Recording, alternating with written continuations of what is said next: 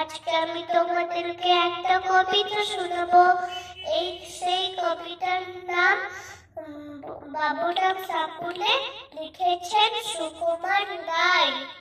বাবুরাম সাপুড়ে, কোথা যাস বাবুরে, আই বাবা রেখে যা, দুটো সাপ রেখে যা। যেই সাপের চোখ নেই, শিং নেই, নখ নেই, ছোটে নাটি হাঁটে না, কাউকে যে কাটে না, করে না কো ফুসফাস, মানে না কো ঢুস ঠাস, নেই কোনো উৎপাত, খাই শুধু দুধ ভাত।